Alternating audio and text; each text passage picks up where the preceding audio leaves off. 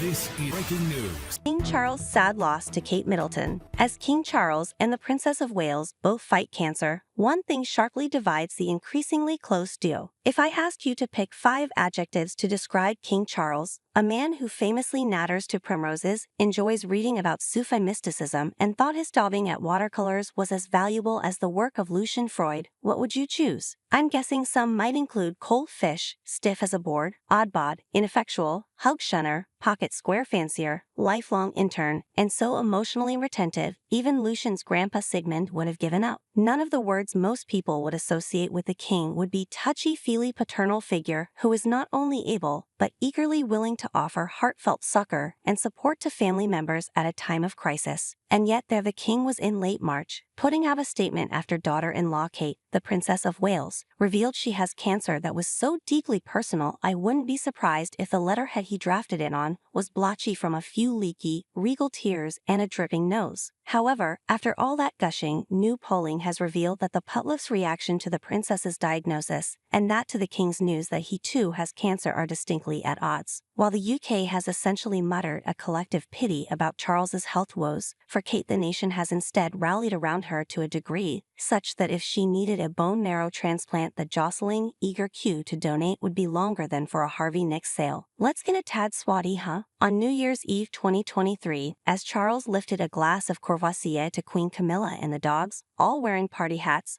as he made the downstairs staff listen to him sing Auld Lang Syne, 61% of Brits had a favorable view of His Majesty. Then in early February, the king revealed to the world that his medical team, which I'm imagining consists of a pack of half-moon glasses wearing Oxbridge men who like to defensively talk about when you could still open a door for a woman, had discovered he had cancer during surgery for an enlarged prostate. After that news broke, the king's favorability figure went up to 66%, so a very minor increase, but as survey group YouGov's head of data journalism Matthew Smith put it, there was no evidence of rally round the flag sentiment after Charles's news. Now, as of April, that had dipped to 63%. Then we have Kate, on her New Year's Eve, which probably saw her reigning in 2024, still sipping on the same worn, flat glass of Waitrose Prosecco Prince William had poured for her at 8 p.m. Last of the great ravers is our Kate. Her favorability was at 70%. As of April, that figure is now at 76%. Kate vastly outstripping Charles in popularity and support during this real crisis point for Crown Inc. represents an upsetting of what is meant to be the natural order of things and the etched-in Cornish granite hierarchy of things. The picture gets even worse for the king when we look a bit further back. The only grief moment that the princess has dipped below the 70% threshold since marrying William and willingly signing on for a lifetime of mandatory attendance at the Chelsea Flower Show was in March 2020 in the wake of Prince Harry and Meghan, the Duke